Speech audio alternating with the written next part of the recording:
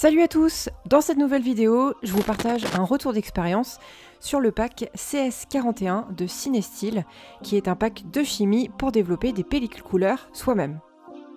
Contrairement au noir et blanc, le développement couleur exige plus de rigueur, notamment avec le maintien de la température. Mais je vous assure, c'est pas si compliqué si vous suivez bien les étapes.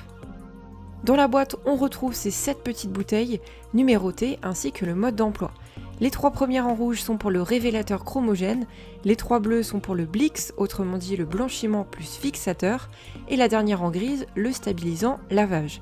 De fait, le développement se déroule uniquement avec ces 3 bains chimiques qu'on va préparer juste après.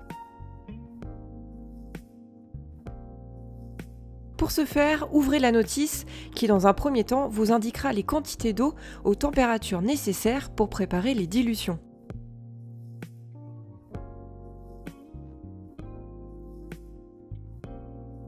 Alors ça peut faire peur, mais en réalité tout est bien expliqué, donc pas de panique. Étape 1, le préchauffage de l'eau. Pour le révélateur, il vous faudra 591 ml d'eau à une température de 49 degrés. Pour le Blix, 532 ml à 51,7 degrés. Et pour le stabilisant lavage final, 887 ml avec une température comprise entre 22 degrés et 38,6. Et le reste, c'est tout simple, il suffit de verser les concentrés chimiques des petites bouteilles dans les bouteilles d'eau en respectant l'ordre indiqué, à savoir A, B et C. Chacune des 3 préparations au total fera un peu moins d'1 litre. Vous avez vu, c'est assez facile, non? Alors même si c'est pas le cas dans cette vidéo et j'en suis désolée, je vous conseille quand même de mettre des gants si vous pratiquez du développement ou même du tirage. À partir du moment où il y a de la chimie, il y a quand même un risque. Si vous êtes attentif, vous avez certainement vu cette toute petite erreur d'inscription sur la bouteille. En effet, c'est pas fixe, mais c'est stabilisant parce qu'on est trop habitué à faire du noir et blanc. En tous les cas, ça ne change rien pour la procédure qui suit. Une fois nos chimies enfin prêtes, c'est le moment de développer notre pellicule couleur. Pour ce test, j'avais une Fuji C200 qui datait de cet été où j'avais pris les photos avec le Minolta 505. Après avoir mis la pellicule dans l'aspire, il est temps de passer aux choses sérieuses et dans la notice, vous retrouverez les étapes à respecter. Première étape, le pré-lavage durant 1 minute. Deuxième étape, il faut que le révélateur soit à 39 degrés.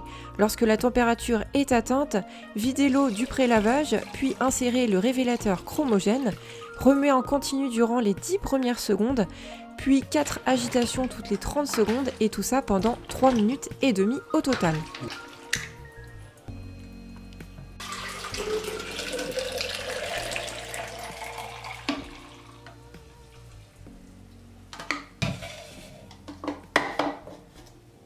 Troisième étape, le Blix, durant 8 minutes à une température comprise entre 24 et 40 degrés, puis refaire le même processus d'agitation que le révélateur.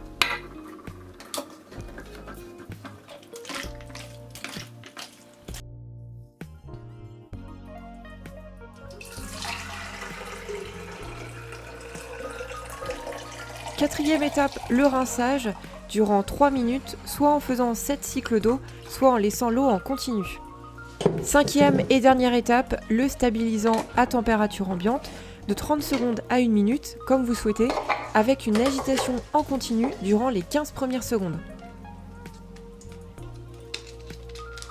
Et c'est un test réussi puisque comme vous pouvez le voir, on aperçoit des images, donc ça veut dire que tout a bien été préparé comme il le fallait.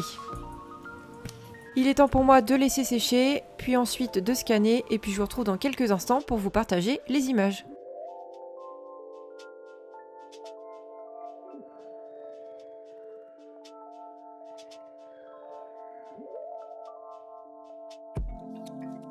Du coup cet été j'avais été visiter le palais idéal du facteur situé dans la Drôme, donc par un facteur justement qui a passé 30 ans de sa vie, donc c'est dans les années 1900, à construire ce palais uniquement avec ses mains.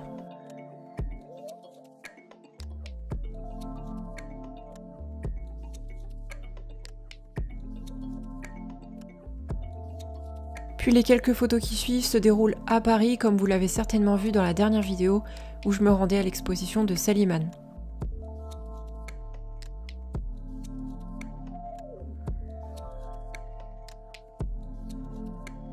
Il est temps de conclure et vous dire ce que je pense sur ce pack CS41 de chez Cinestyle.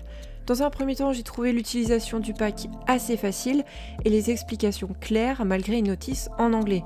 J'ai même trouvé ça presque aussi facile que le développement noir et blanc, mais j'ai bien dit presque. Une fois que les chimies sont prêtes, le temps de développement est assez rapide, comptez à peu près une demi-heure à 3/4 d'heure en comptant l'installation du matériel.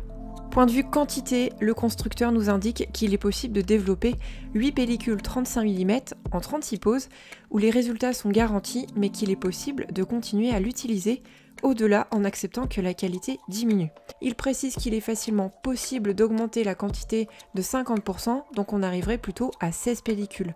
De toute façon, ils préviennent que la qualité ne réduit pas de manière brutale, mais progressivement, ce qui vous laisse le choix d'arrêter quand vous estimez que la qualité n'est plus à la hauteur de vos attentes.